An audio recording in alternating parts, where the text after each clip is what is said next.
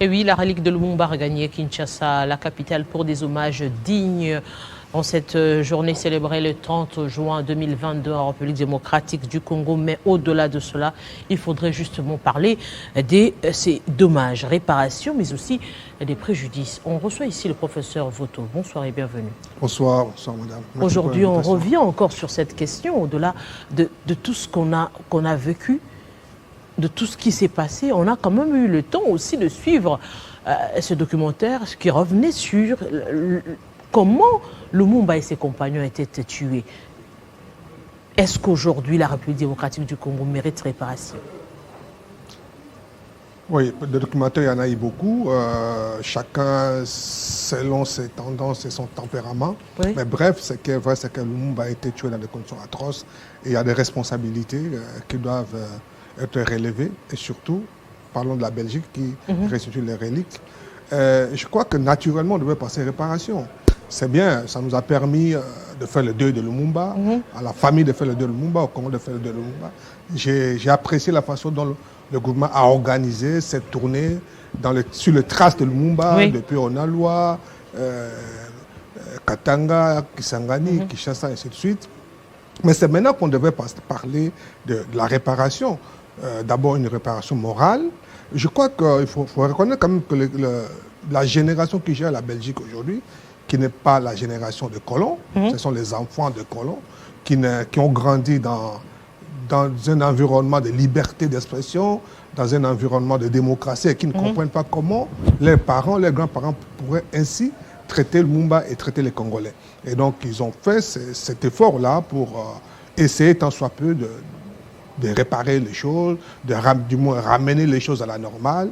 Et donc nous ne pouvons qu'apprécier.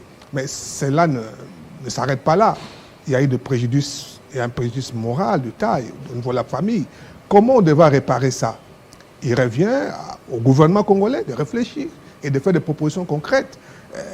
Il revient à la famille de faire des propositions concrètes soutenues par le gouvernement pour qu'on présente à la Belgique. Il y a eu des préjudices sur le plan national. Donc, c'est un homme d'État. C'était pas seulement un père de famille qui a été tué, c'est un homme d'État qui avait une vision pour le Congo, c'est un leader qui avait une vision pour le Congo, et donc toute cette vision a été cassée. Et après lui, il y a eu beaucoup de choses, il y a eu des guerres, il y a eu tout ce qu'il y a eu. Le Congo a connu que des guerres de 60, 61 pratiquement depuis la mort de Lumumba jusqu'à 64. Et le plus grand mouvement des rébellions qui est né, c'est autour de Lumumba. Les Moulélistes, c'était des Lumumbistes, c'était les Maïmaï, c'était les Lumumbistes. Et donc, ça doit être réparé. Ça doit être réparé. Et ça vient dans un contexte où le Congo lui-même est agressé dans sa partie Est, avec sur fond de toile les revendications des pays voisins sur nos terres et tout, où la Belgique peut mieux retracer ce qui s'est passé au travers du siècle. Donc je crois que le gouvernement congolais peut présenter un cahier de charges. Ce n'est pas une question d'argent. La Belgique d'ailleurs n'a pas d'argent. Mais la Belgique, premièrement, sur le plan historique, avec le conflit que nous avons dans l'Est, peut nous éclaircir. Ça, c'est évident. Deuxièmement, sur le plan diplomatique, parce qu'il s'agit de la diplomatie à deux niveaux, sur le plan diplomatique avec le voisin, la Belgique peut jouer un rôle. Sur le plan diplomatique, sur le plan international, je vous ai entendu parler tout à l'heure de la décision qu'a prise, de résolution qu'a prise le Conseil de sécurité pour maintenir le Congo sous embargo. Je crois que la Belgique, quelque part, peut jouer un rôle. La Belgique, ce n'est pas une grande puissance. Mais la Belgique, étant au centre de l'Europe, a cette capacité de faire attendre sa voix. Et donc, je crois que le gouvernement congolais peut demander que la Belgique joue ce rôle-là en faveur du Congo en termes de réparation. En leur disant, depuis que Lumumba est mort dans les circonstances que vous savez, où vos responsabilités ont été impliquées, voici ce que le Congo a connu. Que de guerres. Et même, il y a eu guerre. Je me rends compte finalement, madame, que le peu de temps de répit que ce pays a connu, c'est seulement la petite parenthèse à l'époque de Mobutu. Donc, à l'époque léopoldien, c'était les mains coupées. À l'époque de la colonie, c'était les fouets, les travaux forcés. C'est pourquoi Lumumba et ses amis ont demandé l'indépendance. Et de 60 à l'indépendance jusqu'à 64, ce n'était que des guerres. Et depuis que Mobutu est parti de 97 jusqu'à aujourd'hui, ce sont que des guerres. Et donc, je crois que ce n'est que légitime de leur faire prendre cette responsabilité morale pour dire que depuis que le Lumumba a été tué, ce pays est en guerre. Et même le dernier qui a ramené la guerre, Mouzé, c'est le Lumumbiste. C'est toujours autour de la mort de Lumumba que les Lumumbistes se sont allés en rébellion pour revenir.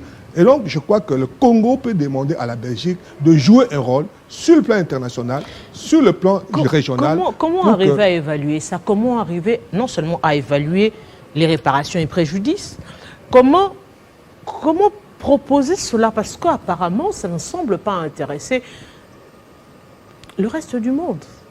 Aujourd'hui, au regard de tout ce qui se passe, quand le Conseil de sécurité, par exemple, vous l'avez évoqué aussi, accepte de ne pas lever l'embargo, ça veut dire qu'on est seul. Non, on ne saura pas évaluer le préjudice à sa juste valeur. Mais au moins, avoir un soulagement. Le fait qu'on a ramené les reliques de Lumumba, et encore, c'est une parenthèse que j'ouvre, moi j'aurais souhaité que le gouvernement congolais puisse demander une expertise autour de ces reliques. On est content qu'on ramène la dent de Lumumba, une dent en or. Est-ce qu'il y a une expertise? Même si ça soit tant. Si Lumumba a porté cette dent-là, son sang doit rester sur cette dent. Est-ce qu'il y a une expertise? Est-ce qu'on a remonté? Imaginez-vous, madame, qu'aujourd'hui, qu'on dise que ce n'était que la supercherie, que ce n'était pas la dent de Lumumba. Vous voyez ce que ça peut faire? Donc, c'était normal qu'on demande l'expertise. Je n'ai pas attendu parler de ça. Mais soit, la relique de Lumumba est arrivée, nous sommes tous contents. Il y a quand même un soulagement moral. Ça, c'est vrai. J'ai suivi sa fille qui disait, enfin, maintenant, on peut faire le deuil des papas. Ça, c'est très important. Mais sur le plan national, le préjudice ne peut pas être évalué en termes de chiffres. C'est en termes de soulagement moral. C'est pourquoi nous demandons, on peut en contrepartie demander à la Belgique, et puisque vous avez été impliqués dans la mort de Lumumba, pour que ces pays soient désorientés, aidez-nous pour que la paix durable rentre dans ces pays. La Belgique a été toujours la sous-traitance des États-Unis. Autour du Congo, la Belgique a sous-traité pour le Congo, depuis Léopold II jusqu'à aujourd'hui. Ça, c'est l'histoire. Et nous, on peut rentrer là-dedans pour revendiquer que la Belgique puisse nous aider en contrepartie du préjudice que nous avons connu. Mais ça, je ne vois pas venir. Parce que ici, ce n'est pas une question d'argent. Il y a d'autres dossiers de questions d'argent, ça existe entre nous et la Belgique. Mais ces dossiers-là de Lumumba... Mais quand vous dites vous ne voyez pas venir, c'est-à-dire? Non, mais je n'ai pas entendu ces discours-là. C'est comme si j'ai craint que le rapatriement du corps de Lumumba rentre dans le cadre de la politique intérieure congolaise. On a situé ça dans ce cadre-là. Je crains que ce soit ça. Que le gouvernement actuel a fait cet effort, c'est bien, c'est louable. On entend parler du rapatriement de Mobutu, du corps de Mobutu, du corps de Tshombe, c'est bien. Mais c'est pour des gains politiques sur le plan national. Pour dire que peut-être qu'à défaut d'un bilan au niveau sécurité, à défaut d'un bilan au niveau économique et social, ça c'est un bilan politique de taille. Mais d'autres encore estiment qu'il faudrait aussi réévaluer quand même le musée où on retrouve beaucoup de patrimoine de la République démocratique du Congo, arriver à pouvoir négocier, voir comment est-ce que la RDC peut bénéficier justement de ce patrimoine-là en termes lucratifs quand même, parce que c'est un endroit touristique où les gens visitent, où les gens payent, à défaut de faire revenir ces statuts en République démocratique du Congo, ces richesses en République démocratique du Congo, réévaluer ça autrement. Je crois qu'il faut aller dans ce sens-là parce que j'ai apprécié le geste du roi qui est venu déposer symboliquement une œuvre d'art qui a été volée depuis des siècles.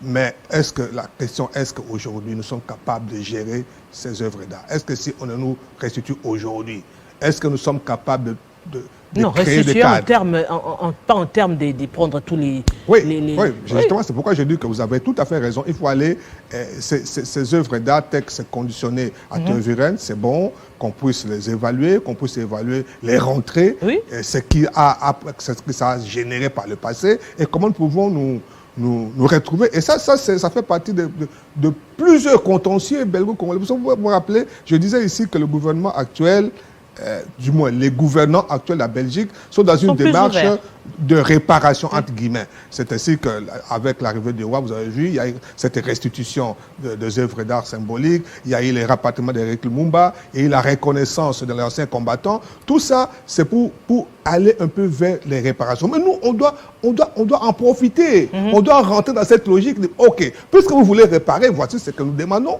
que vous fassiez pour que ça soit réparé. Mais c'est nous. Il ne revient pas à la Belgique de façon unilatérale de dire que, OK, on a causé beaucoup de tort, réparons. Non, mais c'est à nous aussi de dire, voilà, si vous voulez réparer, voici ce que vous devez faire. Quel message lancez-vous aujourd'hui à tous les dirigeants, les responsables, les décideurs d'ailleurs, qui doivent réfléchir sur cette question pour arriver à réévaluer cette relation que nous avons avec la Belgique pour que ça puisse être non seulement rentable pour nous tous, mais aussi redevenir à la normale, que l'on ne voie pas aujourd'hui la Belgique comme toujours ce colon qui nous a fait du mal, à qui on n'arrive pas du tout à oublier. La Belgique a fait le pas. Il ne faut pas que nous ramenions cette question seulement sur le plan national pour des gains politiques nationaux. Rentrons dans la logique des réparations et faisons des propositions concrètes. Des propositions et notamment sur le plan sécuritaire. Moi, je crois que la Belgique peut nous aider. La Belgique peut-être n'a pas beaucoup d'argent à nous donner, mais la Belgique peut nous servir en diplomatie. Plaider pour nous, pour ouvrir des portes au niveau où des décisions, grandes décisions se prennent, notamment au niveau européen, et je crois qu'on peut avoir gain de cause. Monsieur Adolphe Voto, grand merci à vous. C'est moi qui vous remercie. Je rappelle aux téléspectateurs que vous êtes professeur. Merci. Eh bien, avec vous, nous avons notamment parlé des réparations et préjudices, comment évaluer cela après justement la mise en terre de la relique de Lumumba ici en République démocratique du Congo, plus ou moins la restitution de la relique par la Belgique à la République démocratique du Congo. Nous avions aussi notamment évoqué la question de la jeunesse, comment rêver autrement la République démocratique du Congo, penser autrement. C'était avec Tyson Ndombele, cadre du parti Congo Uni de Faustin Kaziteriko Kenda. Grand merci à vous, mes téléspectateurs, d'avoir été de notre ce soir. Dans quelques instants, ce sera la grande édition du journal avec Christophe Rochokoum. Nous, on se retrouve déjà demain avec d'autres programmes sur Télé 50, bien sûr.